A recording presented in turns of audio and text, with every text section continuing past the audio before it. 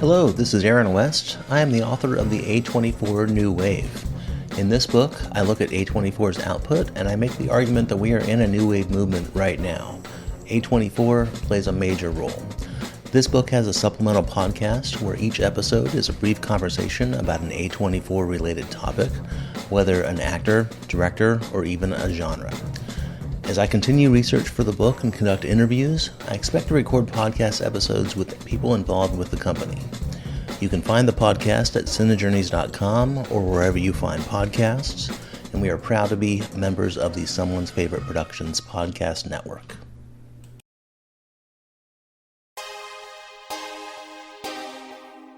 The audio commentary. It's a dying art form, but here at One Track Mind, I, your wonky yet affable host Ryan Luis Rodriguez, analyze film through the prism of these embryonic forms of podcasting, one audio commentary at a time. Masterpieces, crapster pieces, live action, animation, cult classics, films literally no one has ever heard of. No track is too small and no track is too big. Join me and my guests from the entertainment world as we keep these features alive every other Tuesday. Hey, who else is going to discuss Bill and Ted's Bogus Journey one week and Citizen Kane the next? Us, that's who. Sure, you have to put up with my voice, but there's a certain give and take in this industry. That's One Track Mind, part of the Someone's Favorite Productions family and available wherever you get your podcasts.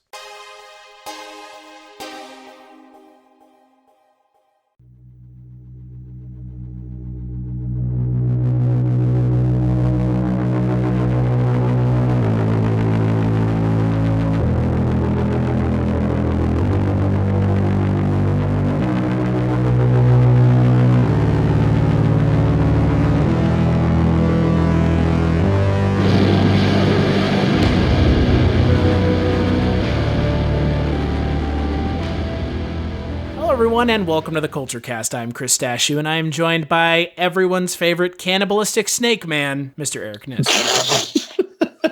I never get used to the cold open name action. It's always something weird, and I never know what to do afterwards. Hi, yeah, I'm here. I'm trying to stop swallowing little girl's whole, but that came out wrong. Anyways, let's move on. Okay, well, that's fun.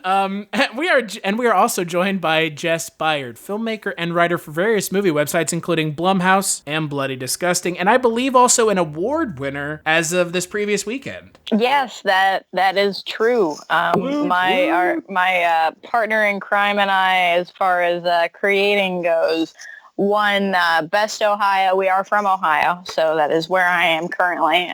Best Ohio film at the Nightmares Film Festival in Columbus this past weekend for our short that I wrote and she directed and animated. It's a stop motion animation. So we were totally blown away, not prepared for that at all, but it was awesome. And I guess this is what peaking is like. So I will enjoy it as long as it's available to me, and we'll see. The question is how many other stop motion horror shorts were there? And the answer So there was one. Yeah, one. So there you go. So you're doing God's work as far as I'm concerned. Exactly. And it wasn't even me animating. I can't do that shit at all. Maggie did... I think she clocked about 606 hours for over a year, like a year of filmmaking and just animating a 3-minute short. Jeez.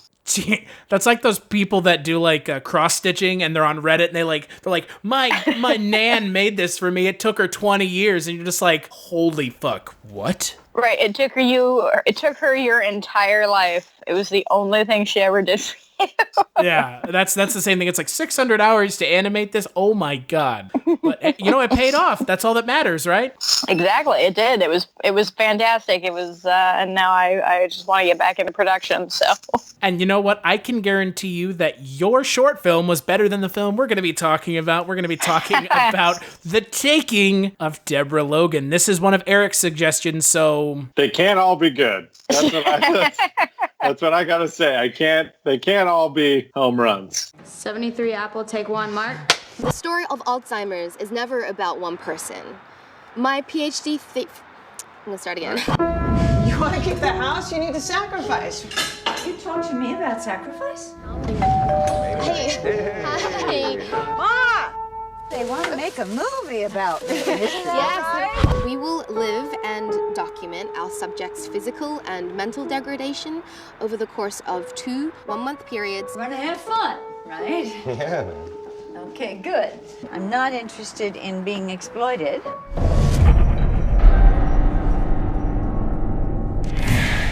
Sarah mentioned that Deb's been sleepwalking pretty bad. So let's set up surveillance cams.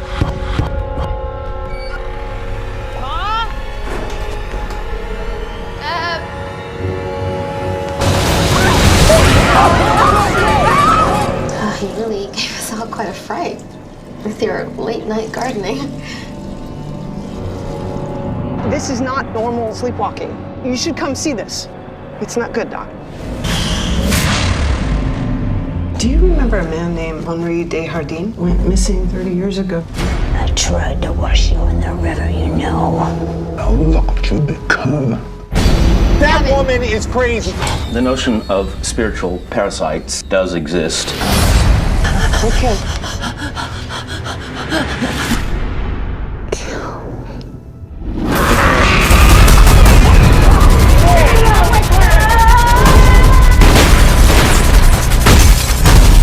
She's gonna die.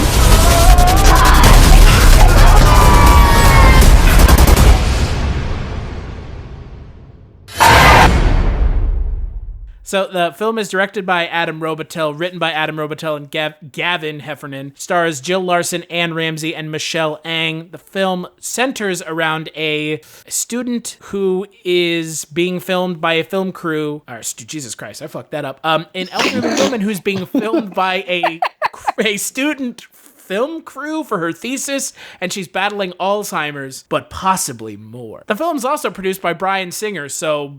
Oh, yay. I saw that. Yeah, from one of the producers of X-Men. Is it the one who touches little children? Because sure is. Yeah, look great. So, Jess, since this is your first time in the Kulturecast, what did you think of this mess of a movie? Yeah, so I watched it twice now. I watched it again for a refresher, and yeah, it still makes the least amount of sense as it did when I first watched it. And the thing is that this movie is unreasonably hard to track down.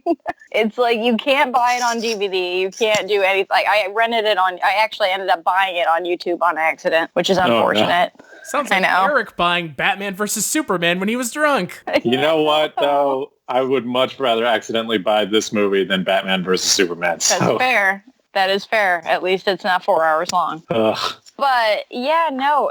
The other thing about this is I had heard nothing but good things about this movie until I'd watched it. Like when it first came out, when did this come out? 2014? 2014, yeah. Yeah. I heard that it was kind of like it was, like this sort of sleeper hit on Netflix, and I thought I had watched it before, but then when I thought I was rewatching it for this podcast, I was like, no, I definitely would have remembered this strange kind of possession, weird, not demon movie.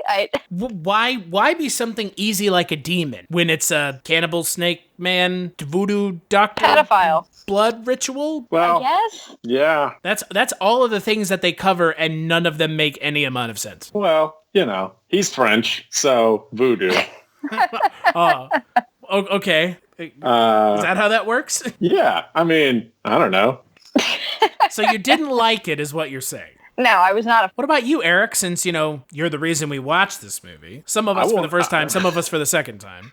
I will not apologize. I remembered watching this movie, and I remembered kind of liking it, and then I watched it again twice recently when we were going to talk about it again. And I couldn't for the life of me figure out why I remembered liking this movie until this one scene happens that's just completely insane and batshit crazy and literally comes like out of nowhere for seemingly no reason at all. And then if you like spend some brain power after the fact and like try to put things together that like were not put together very well in the movie, like it sort of makes sense. Yeah, I don't know. This movie is very like, I actually kind of like the first like half of this movie, and then it just kind of veers off into this like really weird area where it just becomes very messy. And I think the whole reason that it's this weird mess is so that they could do this one like scene. And it's, I mean, we could talk about it later, but it's like that's like the scene in this movie. That's probably, anybody who's ever seen this movie, that's the thing that they remember. You won't see the engineer that slams the Nissan Rogue's door 13,920 times. Or the corrosive chamber that simulates 15 years of life in 5 months. Or the Rogue heat-baked for over 300 combined hours. What you will see is a vehicle that can take punch after punch and keep rolling. Nissan, #1 in new vehicle quality among mainstream brands by J.D. Power. We put it through the worst, so you get its best. For J.D. Power 2025 U.S. Initial Quality Study Award information, visit jdpower.com/awards. Awards based on 2025 model year. Newer models may be shown. Hey, this is Jason Kleberg from the Force 5 podcast, a show that forces a guest to come up with a movie-themed top 5 list topic, and then we reveal our picks on air. Top 5 heist films, top 5 tearjerkers, top 5 movie dogs. Every show you'll be asking yourself, what would be on my list? Guests include directors, screenwriters, actors, podcasters, musicians, authors, and even a professional wrestler. Subscribe to the Force 5 podcast, and you won't just be a listener, you'll be a list nerd. The Force 5 podcast, available wherever you're listening now. Mm-hmm. What scene are we talking about?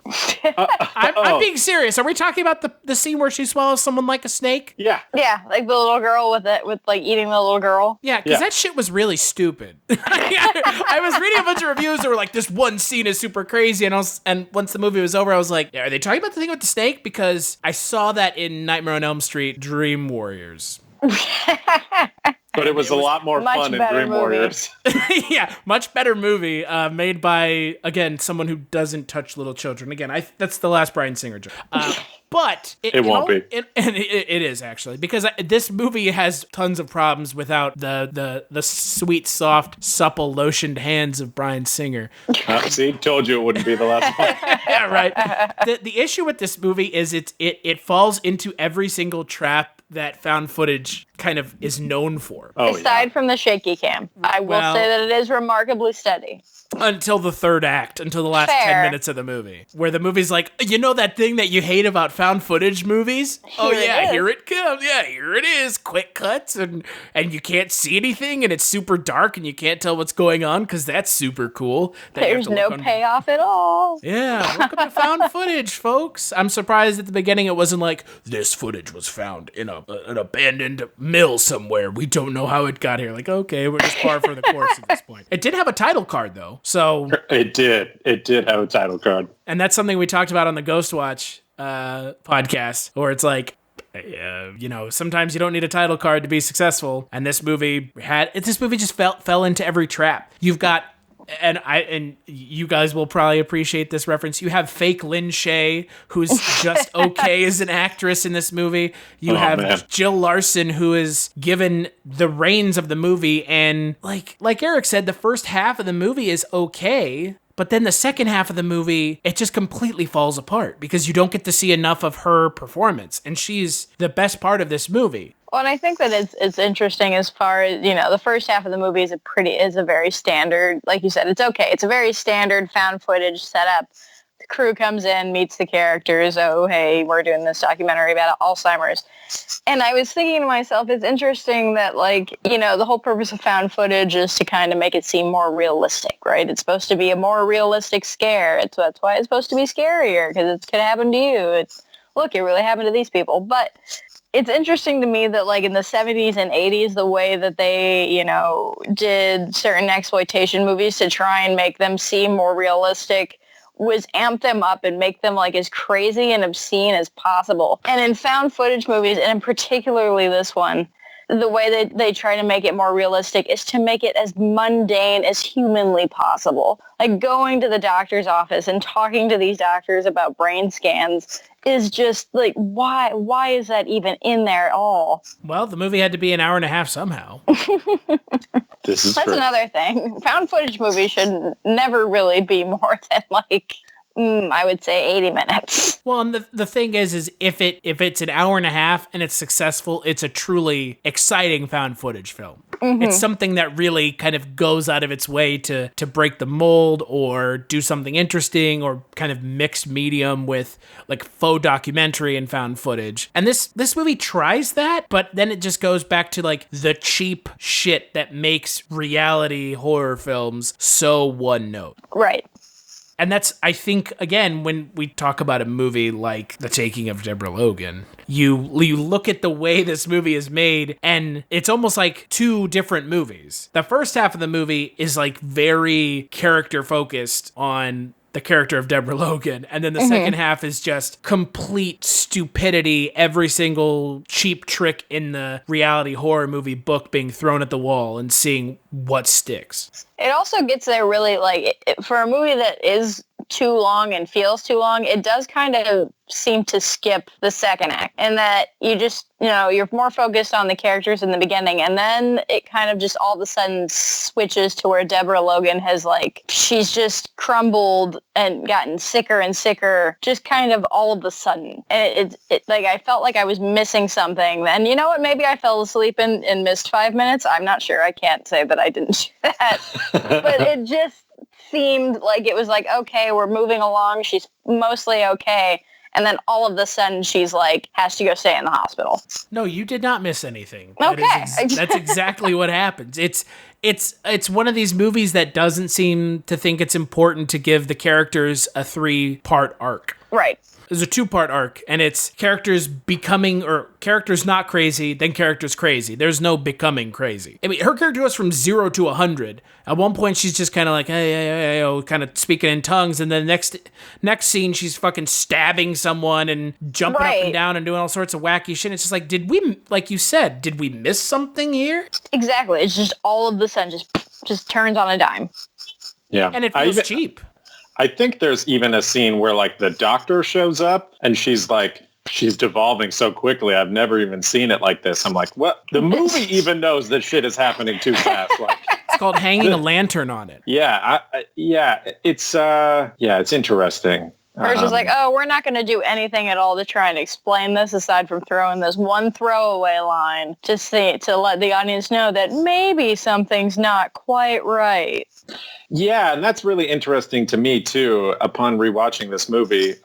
Sort of just like noticing how the like sort of secondary plot about how her and like her neighbor murdered this dude or whatever, like 30 years ago or 40 years ago or whatever, and then like buried him in their yard. And this is sort of like his revenge and like all the stuff that like actually explains to you what's really happening to her are like these throwaway lines that like mean nothing in compared to like all the other stuff that we've been talking about. So it's like we're focusing so much on her Alzheimer's and her being sick, which I actually think is a cool premise for a movie like this, because it's something where you can have like the debate about like possession versus mental illness. And, that's something that you can actually take somewhere interesting that actually has like real world applications. Real world applications and examples of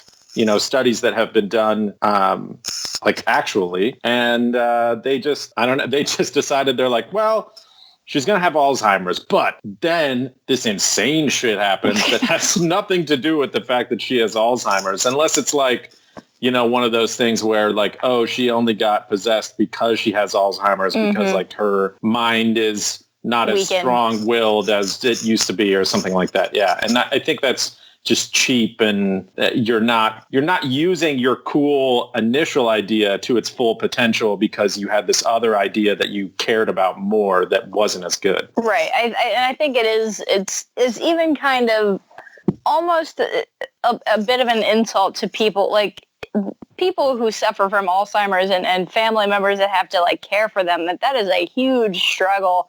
And that is something that probably is very scary. I thankfully don't have experience it with them in my own family, but I know people who do, and it's a scary experience, and they do feel like that person is like turning into something that, you know, that they don't know, that they can't understand or they can't control, or it just seems like it would have been such a much more interesting character piece and sort of character-driven horror if you actually examined that relationship between Jill Larson and I'm blanking on the actress's name. Lynn Shay. Yes, Fake Lynn Shay, who plays her daughter, which is actually, I read in the trivia that the daughter is actually 7 years older than Jill Larson. So there's that.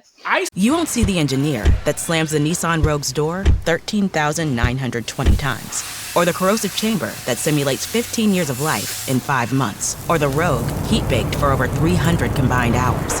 What you will see is a vehicle that can take punch after punch and keep rolling. Nissan, #1 in new vehicle quality among mainstream brands by J.D. Power. We put it through the worst, so you get its best. For J.D. Power 2025 U.S. Initial Quality Study Award information, visit jdpower.com/awards. Awards based on 2025 model year. Newer models may be shown. Have you ever wanted to dive deeper into the horror movies you love? Beyond the Blood is a horror podcast for fans who want more than just surface-level screams. We do deep dives into the movies that shaped us, digging into director commentaries, behind-the-scenes stories, deleted scenes, and the special features that most people skip. Each episode is a love letter to the genre. We break down how these films were made, the creative risks that paid off or didn't, and the lasting impact they've had on the genre as a whole.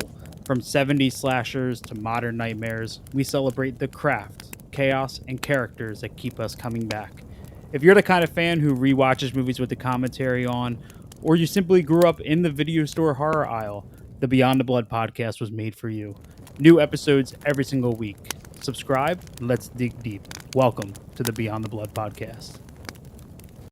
Said that when I was watching the movie to my wife. I was like, I'm pretty sure that actress is older than her mom. Yeah, she is. She was like 7 years older. But going back to my other point is that they could have like amplified the horror and actually made you care about these characters if they focused on the actual relationship and the kind of devolvement of a relationship when it's affected by something so, you know, catastrophically mind-altering like Alzheimer's.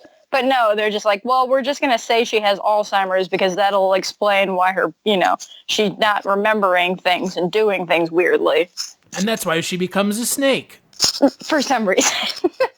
Yeah, well, that's the thing. Like you guys are talking about, you know, it makes no sense to me because the character development between the two of them, it seems like they're building it. You have this whole scene where Fake Lynn Shay is like, oh, you know, I'm gay. My mom found out and sent me away to boarding school. It's like, okay, so this is, you know, a relationship that's been on the rocks and there's a lot of resentment here. And then it just, fuck it, who cares? Why would we, let's just sow the seeds of something interesting and then just, fuck it, it's not important. Stupid. This is stupid to give us characters we should care about. And it's giving you characters like with these things that would be like really worth talking about and exploring, like, you know, a mother-daughter relationship affected by Alzheimer's and also affected by years of, you know, obvious maybe emotional abuse or emotional detachment because of sexuality. And now, you know, she's faced with this, well, now I have to take care of her because she's my mom. But no, we plant all those seeds and we do fucking nothing with them.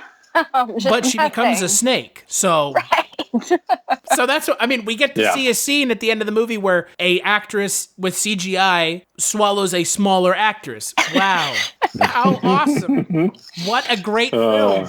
Can we just talk about the child's hair and that, like, I realize she's supposed to be a cancer patient, but holy shit, yeah, wow, that is a whole Halloween store nightmare is what that is. This whole movie is a whole Halloween store nightmare because Jill Larson, who is a beautiful woman at the beginning of the film, they just start making her look ridiculous. It's like, there's a line that you should tread when you're trying to make a character look emaciated. And they go so far in one direction that it's like, so she's being possessed but not possessed because it's a snake monster, but it's not a snake monster. It's this doctor who is obsessed with snake monsters. So like, I just didn't understand what they were going for other than let's make her look emaciated. And even then it's just similar to the child actress where it's like, let's just make her hairline look like it's farther back. okay. Yeah, I think it's just like this is, what's scary to make, what do sick people look like? Oh, sick people usually look like skeletal and skinny, so let's do that. That'll be scary. And even if that is the case, which it's not,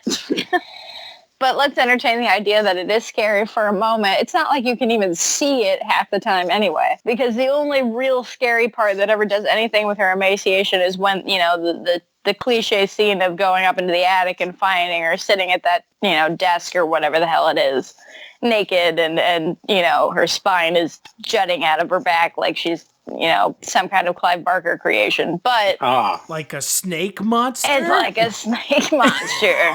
With, because snake monsters are notorious for all of their bones. Right. I like the whole mythology, I guess the C plot or the mythos of the film is, it's so dorky because it feels like it's... that wanted to be the A plot. it feels dorky because they don't give it any time to breathe, and then they have a character just exposition dump how it ties into the main storyline. Yeah. You were his 5th victim. We killed him. It's like, oh my God. Like, what? Okay, so Adam Robitel went to USC Film School. Mm-hmm. Did he learn anything? Because any one of us would be able to figure out a way to better incorporate a C plot into an A plot, as seen by the 1/3 of the people talking right now winning an award for something they did. So I'm just saying here that 1/3 of this group of people talking right now understands how to write something. Adam Robitel, who has written 2 other films, and they are Insidious: The Last Key, which is not good, and Paranormal Activity, The Ghost Dimension, which I saw the first Paranormal Activity. I stopped giving a shit after the first one. Which one is The Ghost Dimension? Was Is that the last one? I don't know.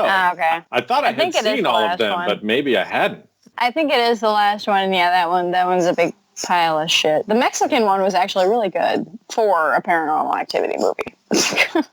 I stopped watching after the first one because I didn't like the first one. I thought it was everything that's wrong with found footage or reality horror. And now Adam Robitel is writing and directing a film. I guess he's not writing it. He is directing a film called Escape Room, about an escape room that kills people. I just saw the trailer for that, and I was like, well, I've seen the movie now, so I don't need to go see it. Right, it's essentially Saw, basically, would be, like, I mean, that's really, it's an escape room. Okay, so all Saw movies are a giant escape room, like...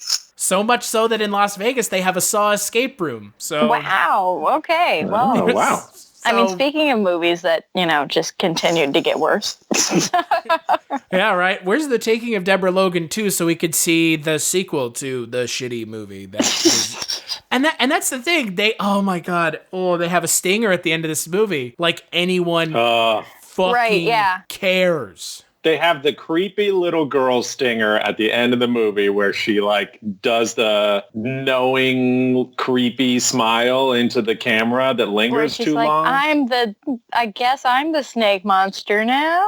I don't know. There's no reason for that.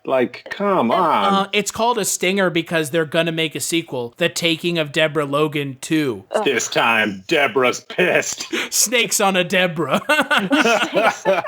I'm tired of these motherfucking snakes on this motherfucking old women. It's just like a retirement home, just filled with snake monsters. I would see that movie. I would definitely see that movie. The way the film wraps up makes no sense because it completely abandons the A plot. Yeah. It's a shame. It's one of those movies that has a cool setup, but then you find out what the actual setup is, and then you're like, well, that's stupid. So kind of like Hereditary. I respectfully disagree with you. I also respectfully disagree with you. But as much as I wasn't a huge fan of Hereditary, you guys cannot deny that there are shades of Hereditary in this movie. I can see a little bit of it as far as the mother-daughter relationship goes, and that's strained, sort of like my mom was into something that I'm not really aware of, and now I kind of have to deal with it. So I do see where you're coming from, but would you rather watch Hereditary or Taking of Deborah Logan again? I'd rather have a Rutger Hauer pierce my eyeballs out of my skull with his bare hands is what I'd rather have done than watch either one of them. Right. Yeah, just have Rutger Hauer just go full on hobo with a shotgun on your ass and just fucking. That too. God, why didn't we watch that movie? Oh wait, because it's not found footage. Shit. Yeah, we can do that next month. What a disappointment! Because Hobo with a Shotgun is a great film. It is. It's a fantastic Canadian film. classic. Oh God. Well, let's take a quick break, and when we get back, we'll finish up trashing this movie. Have a hunger for horror? A yen for yelp yarns? Then give your blood-curdled bones a boon and tune in to Chronicles from the Crypt. Join sordid slime slingers Casualty Chris and Father Malone as they take on HBO's groundbreaking television series Tales from the Crypt. Here's what the rotting and rancid... You won't see the engineer that slams the Nissan Rogue's door 13,920 times. Or the corrosive chamber that simulates 15 years of life in 5 months. Or the Rogue heat-baked for over 300 combined hours. What you will see is a vehicle that can take punch after punch and keep rolling. Nissan, #1 in new vehicle quality among mainstream brands by J.D. Power. We put it through the worst, so you get its best. For J.D. Power 2025 U.S. Initial Quality Study Award information, visit jdpower.com/awards. Awards based on 2025 model year. Newer models may be shown. Rabble are saying about Chronicles from the Crypt. No! Tune in to Chronicles from the Crypt. You have nothing to lose except your life.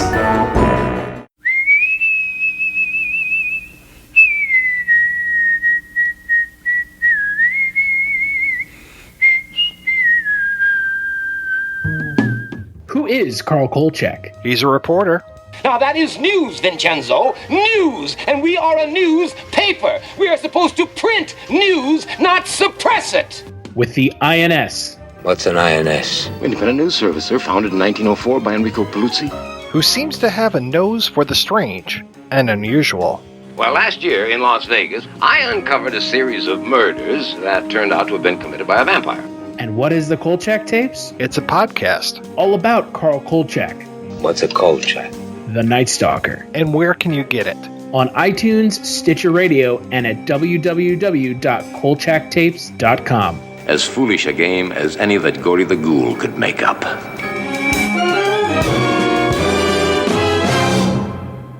Here's what some people are saying about the Projection Booth podcast. Week after week, I'm mesmerized by the focus given great films and questionable films alike. But every episode is a learning and entertaining experience. This is hands down the best movie podcast. They cover so many different genres across so many years, from obscure movies to blockbusters. If there's only one podcast about movies and cinema that you listen to, make it this one. The Projection Booth Podcast, with new episodes available every week at projectionboothpodcast.com.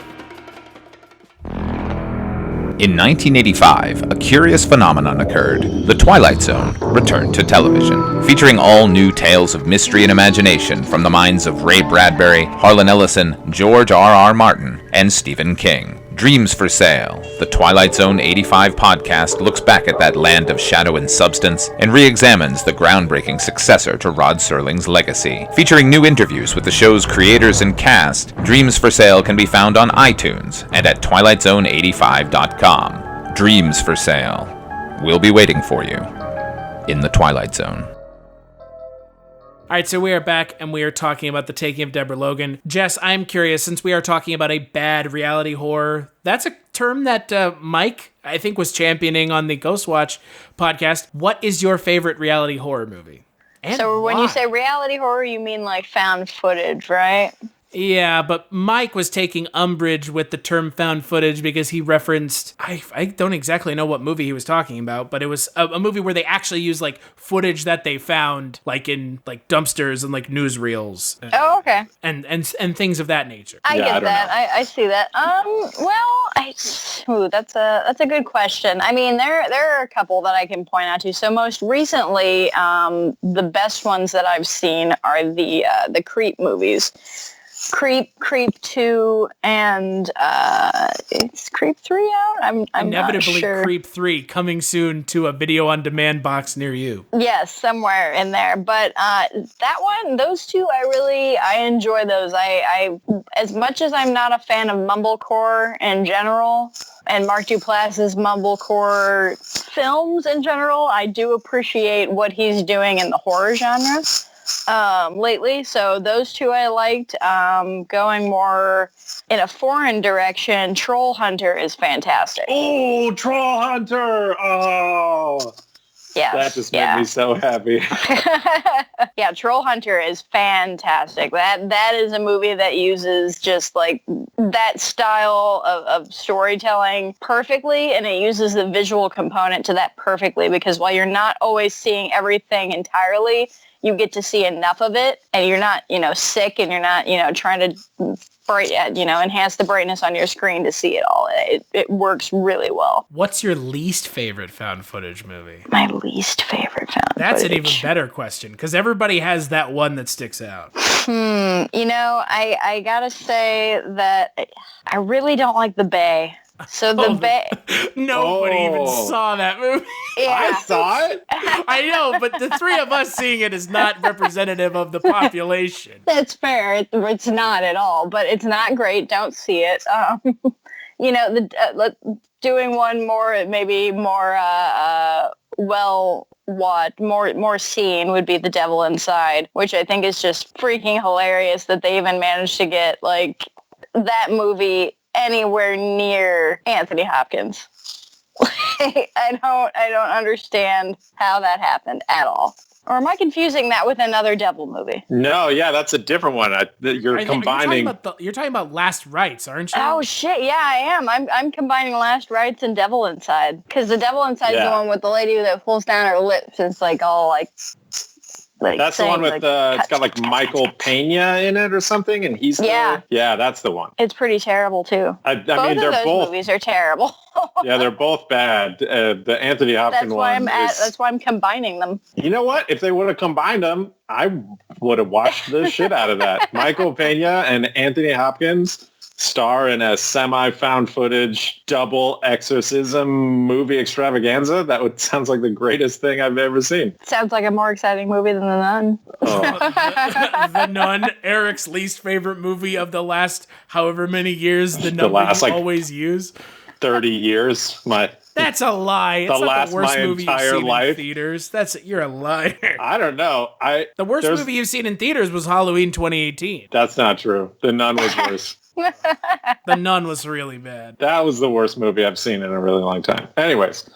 Oh, The Sacrament. That's a good newer found footage movie. Ooh, yeah. I love West. That movie. That's a great movie. I mean, you can't go wrong with the classics. Cannibal Holocaust. All of the cannibal exploitation movies. I technically love Cannibal count. Holocaust, but it's just a bad movie. It's like such a boring goddamn movie. It's so boring. It is. The first 25 to 40 minutes of that movie are just mind-numbing. Yeah. Yeah, it's like really the world's most boring 70s documentary. Starring a porn star. Yeah.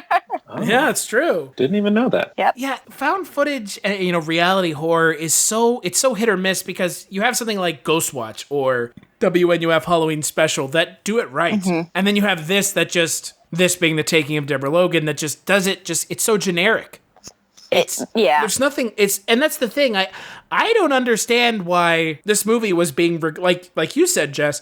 Why did anyone get all excited about this? I don't know. I think that it was primarily just on the sole idea that in 2014 this movie came out, and pretty much a majority of the found footage movies that we were seeing around that time were just more Paranormal Activity sequels and Paranormal Activity knockoffs.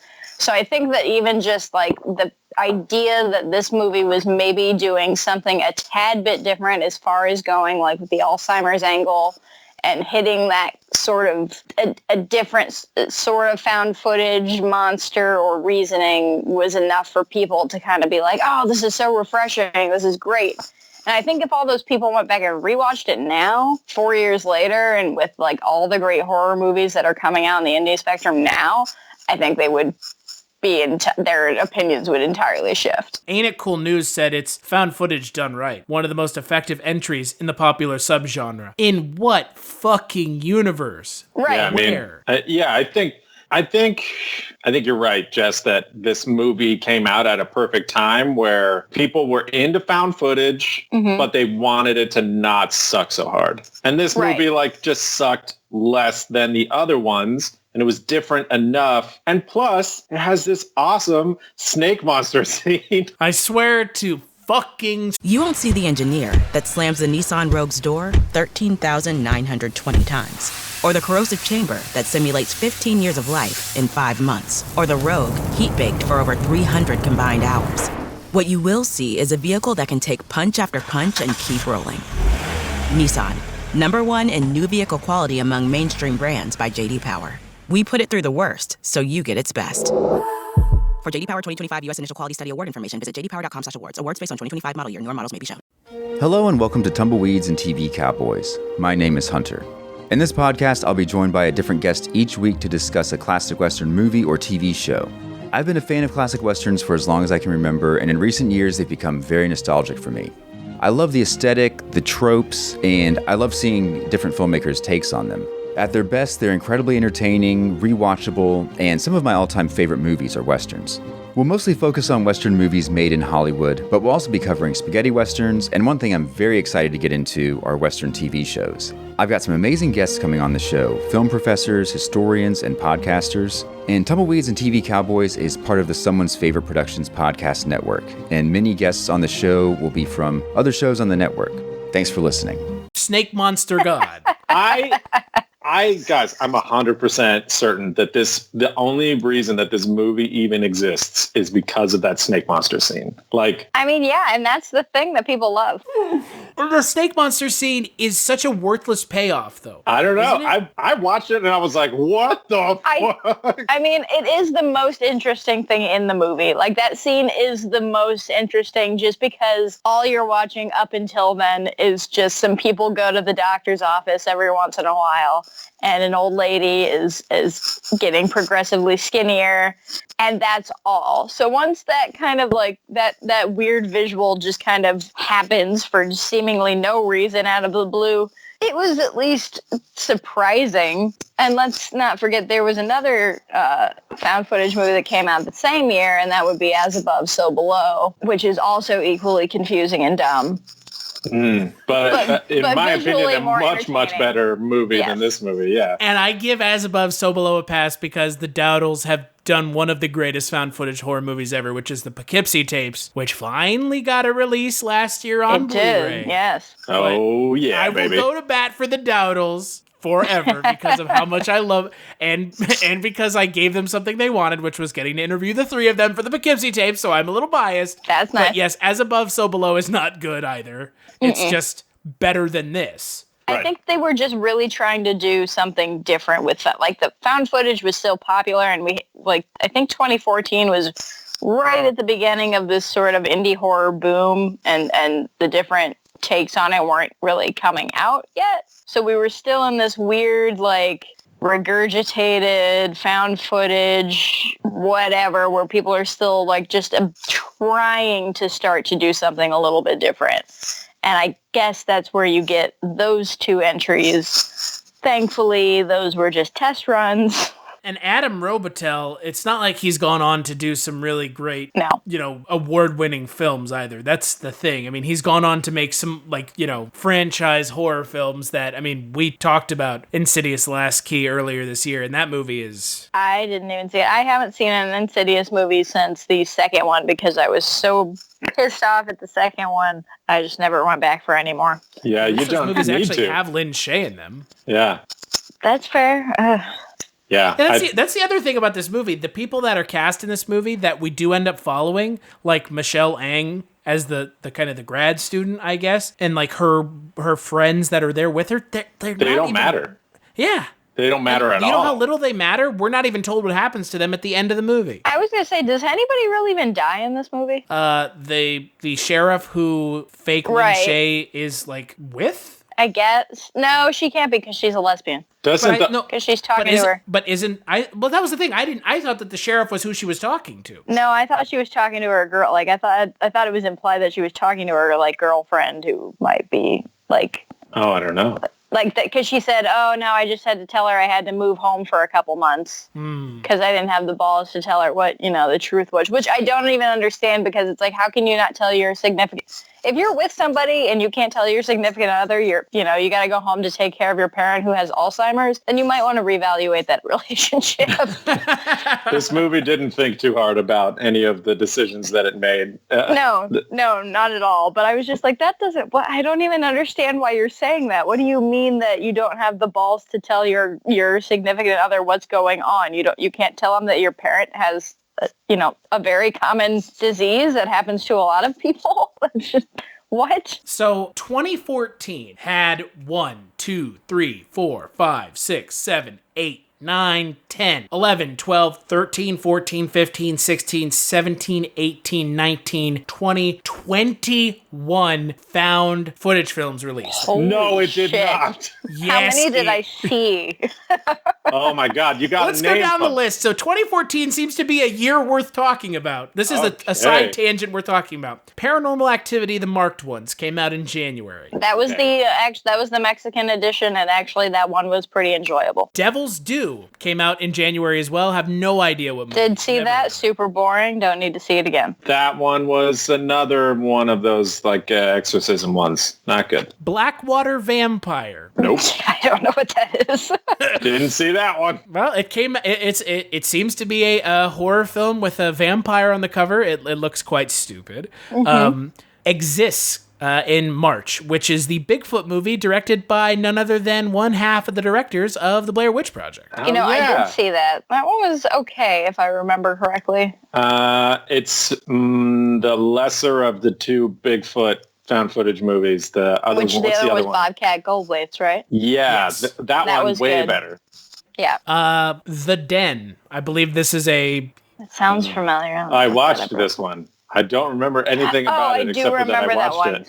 That was one of those that was kind of playing off the from Unfriended, where it's like all told on computer screens. And it's like a chat roulette thing where it's like one of this woman's on chat roulette-esque thing and sees somebody tied up in a whatever. And what about Afflicted? Afflicted, I feel like that was another. What is that? Is that like a zombie something or other? It's very similar to what was that other movie with the the STD one? Contracted. Oh, Contracted. It was like Contracted, but not good. Not good.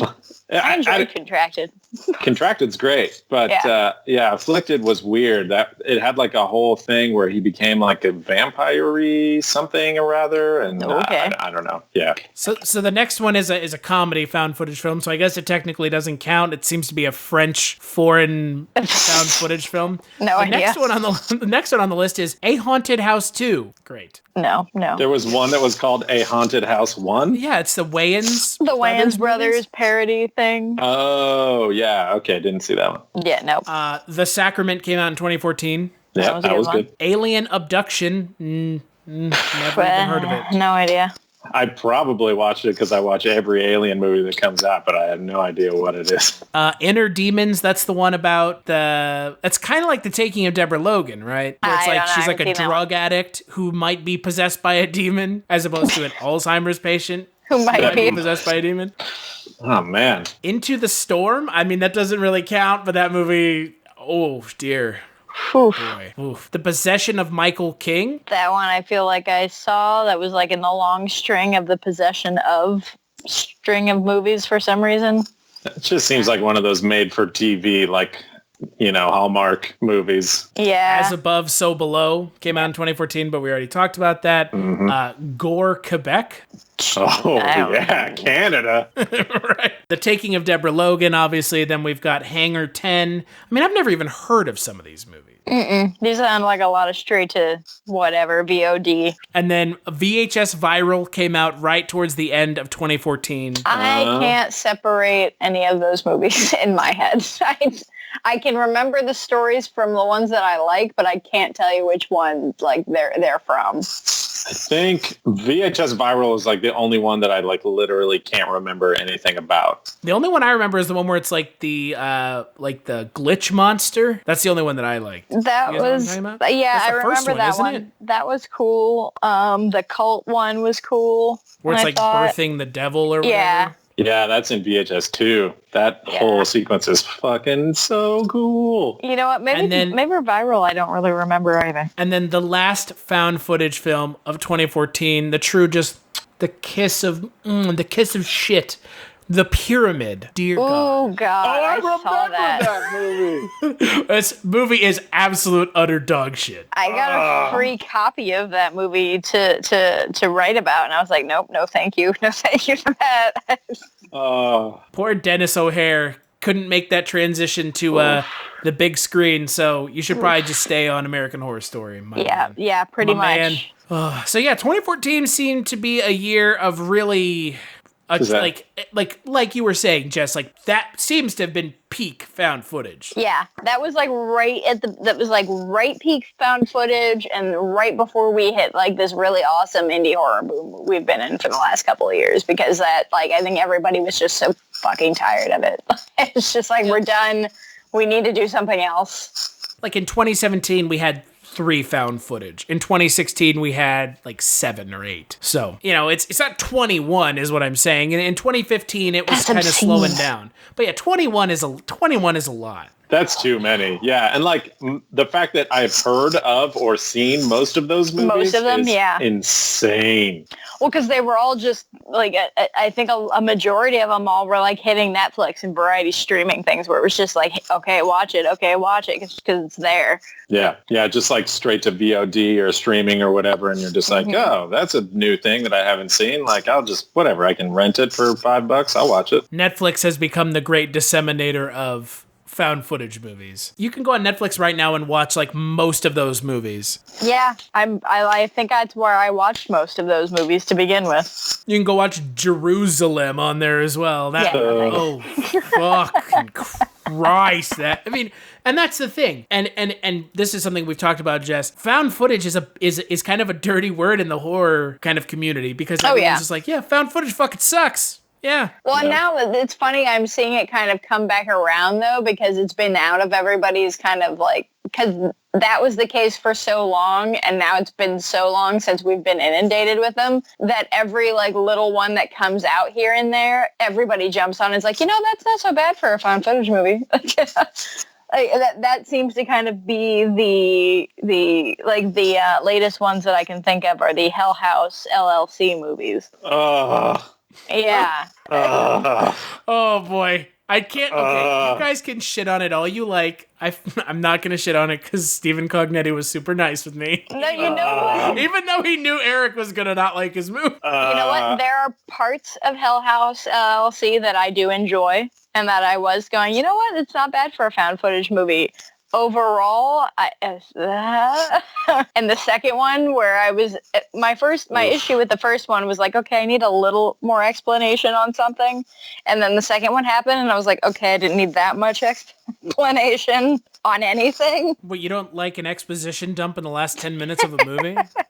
Nah, I try to avoid it at all costs. Well, this movie, The Taking of Deborah Logan, just decided to do it in 2 seconds, so... Yeah. So I'm looking up 2014 horror movies because I was like, there has to be better ones, obviously.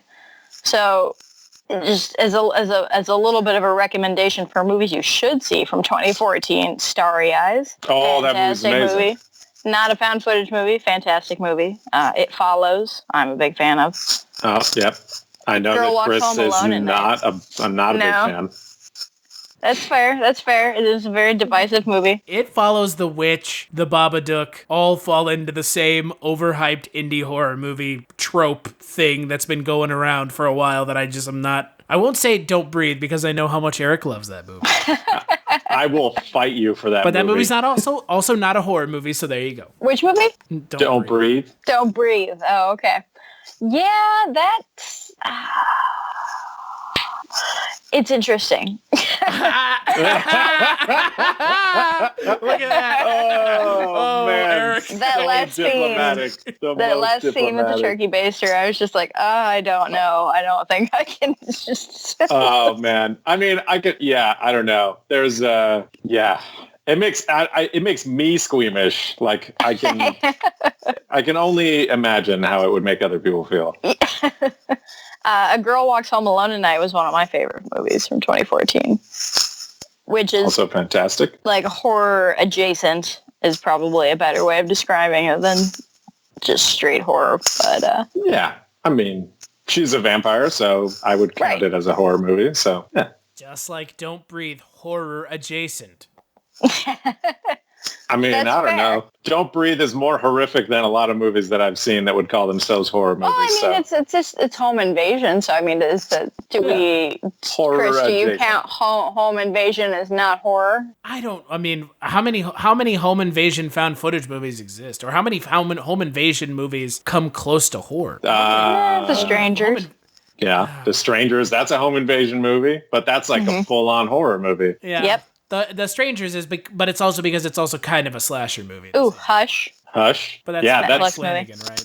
That's kind of also, I mean, yeah, I think I don't know. It depends on how you shoot it, I think. Like, Hush has a lot of horror sensibilities, but so does Don't Breathe. Like, there's a lot of, like, horror shots in there. Atmosphere, lighting. Like the score. music, the setup. Yeah, everything is like, you can shoot it as like a thriller. And or I mean, as, technically, Don't Breathe could kind of fall under the slasher trope because he is, you're trapped in this one area with this seemingly, unstoppable character, and he's picking you off one by one. So that does fit and it does have the final girl at the end too. So yeah.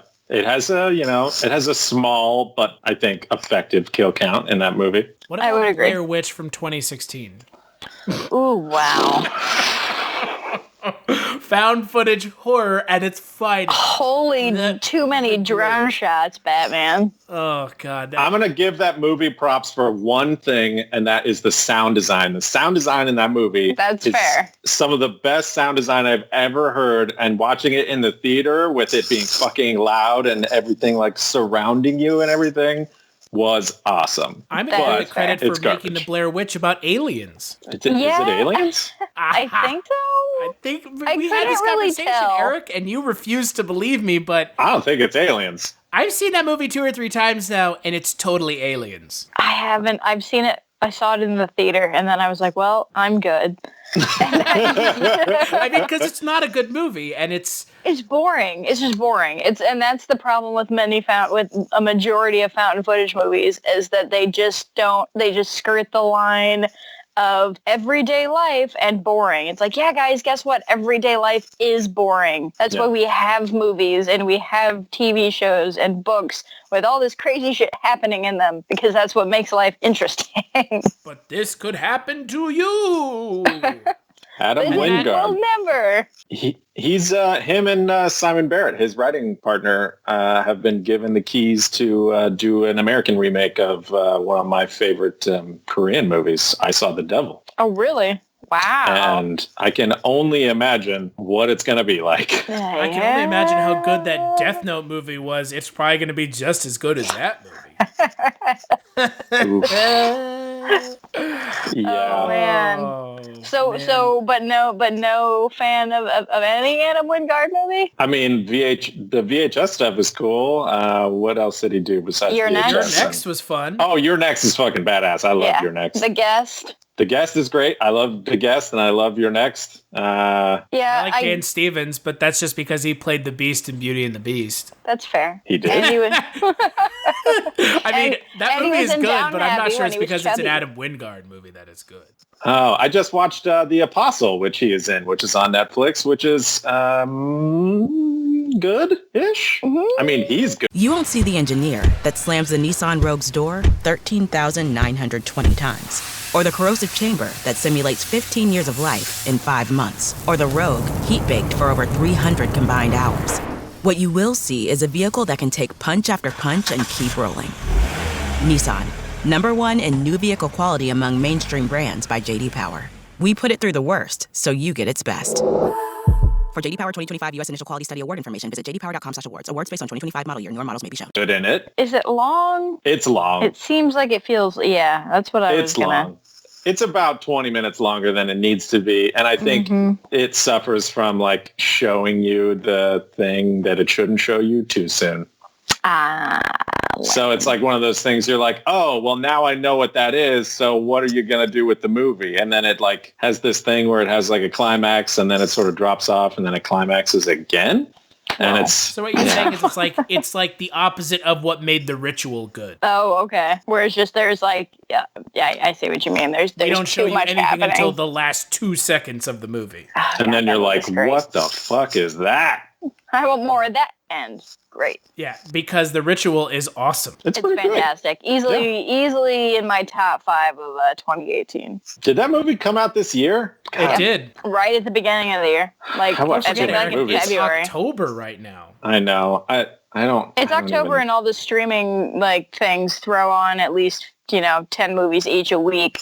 So between Netflix, Shudder, Amazon, and Hulu, I don't It's watch anything. good, okay, and a complete and utter turd mixed bag. I think, AKA Amazon Prime. Yeah, that's the one that's kind of on hold right now.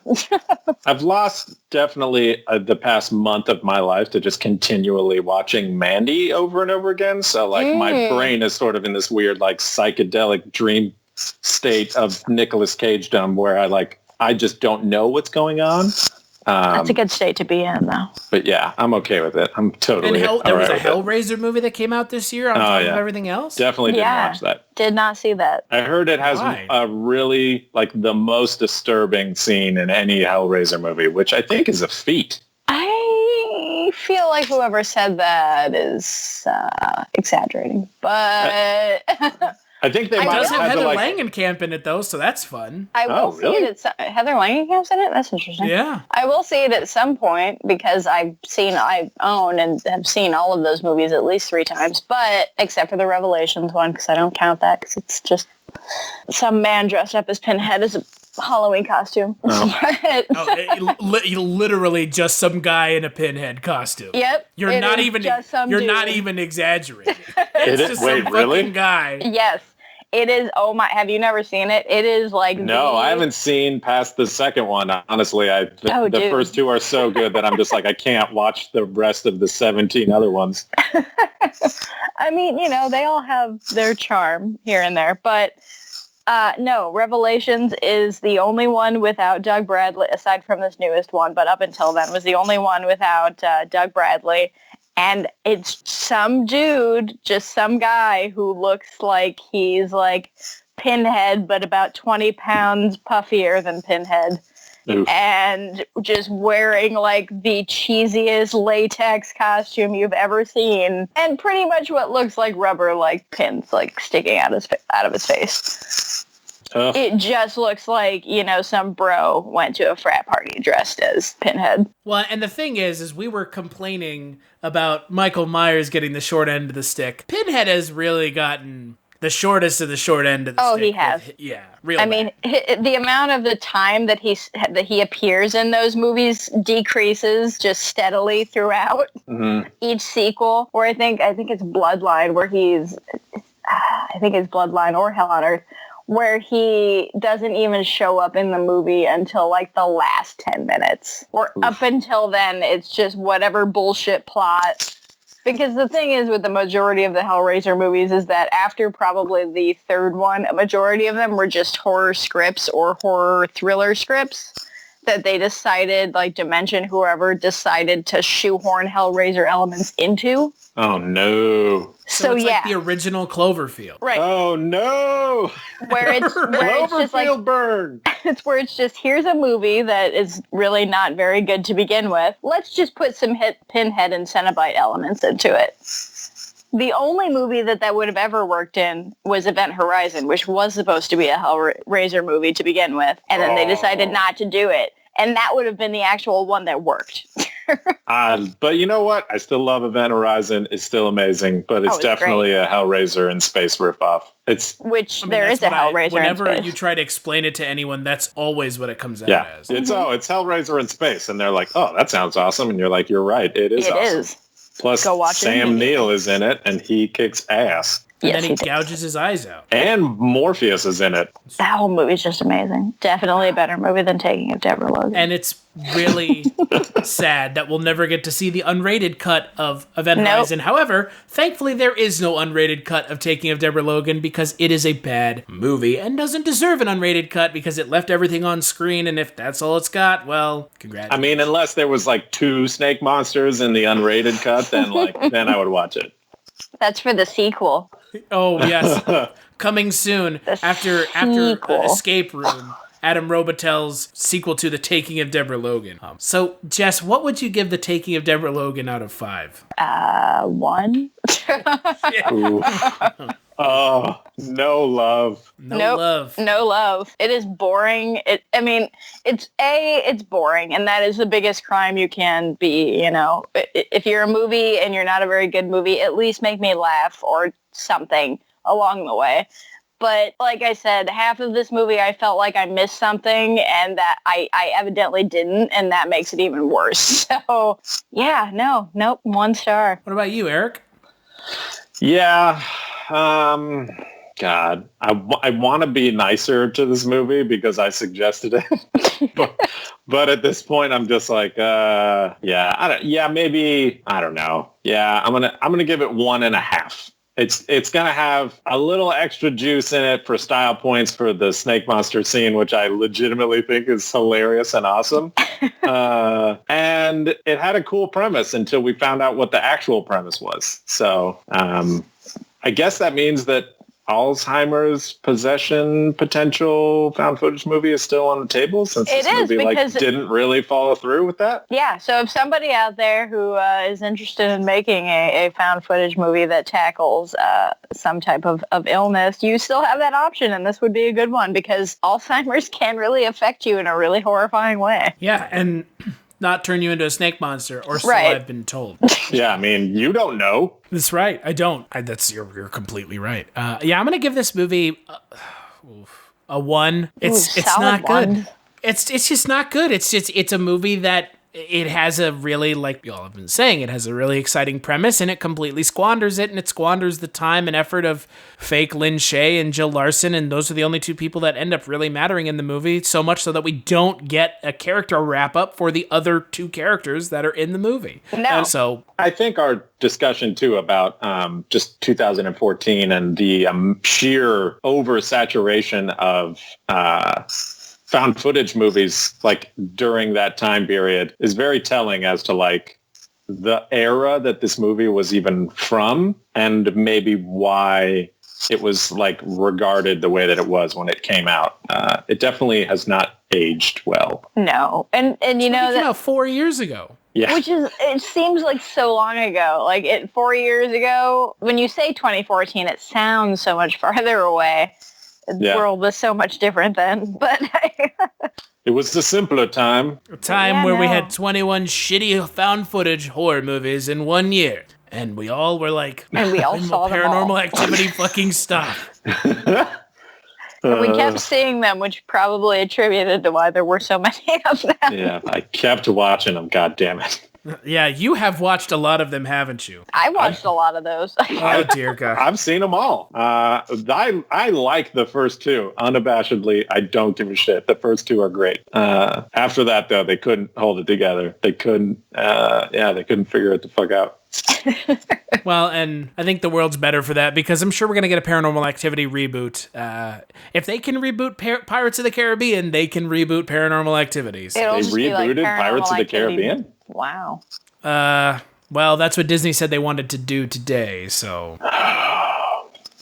The cinematic classic Pirates of the Caribbean. Reboot it without Johnny Depp because he's too drunk for them now? I don't. He's too toxic of an actor that we just now found this out of. Yes, that hasn't been written on the walls for years, but yeah, he had to beat up Amber Heard for everyone to find out. Oh, okay. Oh man, he beat whatever acting talent was left out of Amber Heard. Oh no. Because she has none. Okay? Oh no, she's terrible. She's awful. I was gonna say that it was retaliation for when she beat the life out of John Carpenter's career in The Ward. So we were pretty much on the same page. I just decided to go even bluer than you did. God, I feel bad. Fantastic. No, I'm sure she's a nice person. I don't know. Just I do not condone the beating of any women unless they're children. Right. Unless they're children being taken by snake monsters. Yes, being snake monsters. Then you got to beat the devil out of that child. So we're going to take another break and we'll play a preview for the next Kulturecast. Testing 1, 2, 3. we're on. We're here to investigate a patient that killed 3 innocent teenagers on a Halloween in 1978. He was shot by his own psychiatrist and taken into custody that night, and has spent the last 40 years in captivity. Hello, Michael. I have something you might like to see.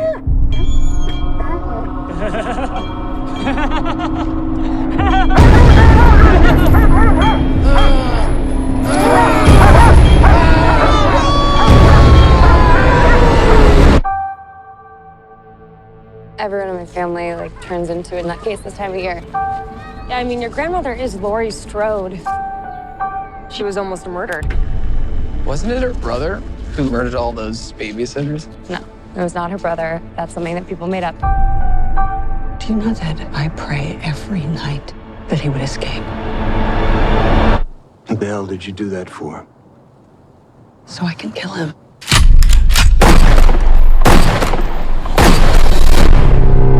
Dad, look out! The bus crashed. Mom, what bus crashed? Michael escaped.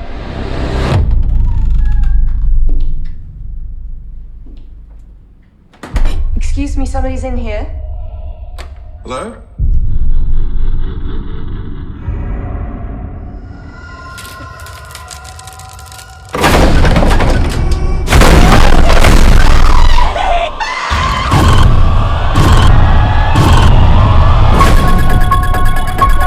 He's waited for this night. He's waited for me.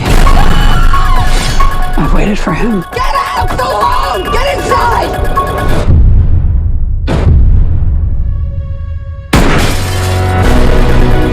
You don't believe in the boogeyman? He's here! Michael! You should. Can you close the closet door?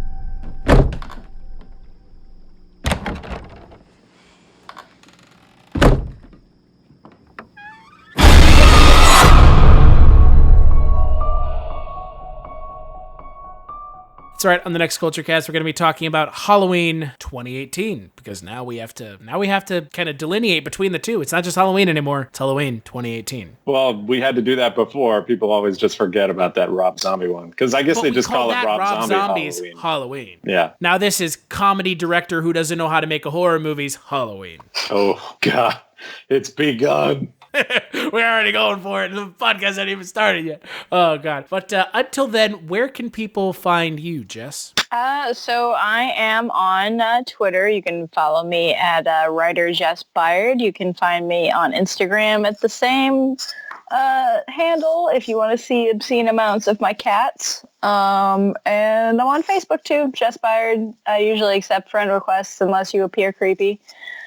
Yeah, that's about it. I think most people on Facebook are just creepy in general. That's kind of, yeah, I mean, I just look and see who the mutual friends are. There's generally some in there, and I delineate by that. Well, and thank God you accepted my friend request, so I must not be that creepy, but I am friends with Mike White, so... Well, I was on both of your podcasts, so clearly you're my kind of creepy. Yeah, that's true. We're all creeps here. Speak for yourself.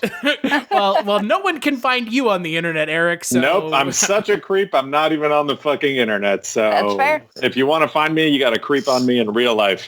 And then... Which you totally should. Yeah. Now that you've opened this box, I think we should really take it to the next level. God, I regret everything. Don't creep on me in real life.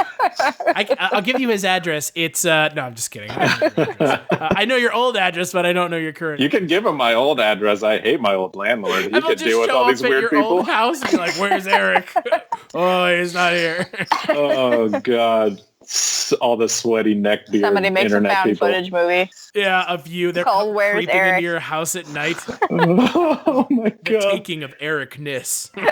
Oh no. And just take me gently, would you please. Fight being swallowed by a snake monster? Yeah. We just kind of let it happen. I think he'd be happy to go that way. Yeah, I think as far as like ways to go, it's not the worst. Much more interesting. Before I plug my Twitter, what was going on with the snake monster to begin with? I don't know. I still don't really understand that. I guess we never really explained it to anybody, but well, because it was just that weird man. She was the fifth child that needed to be sacrificed. No, but the fifth woman to die was the cop. But she wasn't like pure. Yeah, she wasn't like the child. They were all kids. But they were how all did she children. But how was she possessed then at the end of the movie? They just broke their own rules? Probably. I don't think there were any rules. I think they just went full Wild West.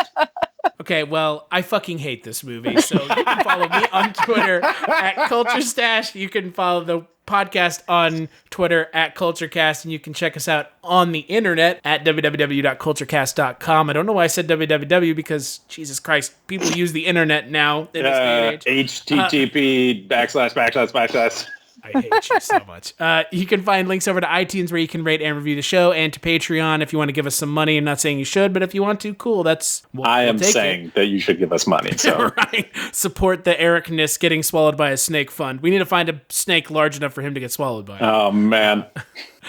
Big thanks to Eric for the intro-outro music, and to Jess for taking time out of her busy schedule to stop winning awards and talk about shitty movies with us. Absolutely, anytime. And we'll catch you on the next Kulturecast.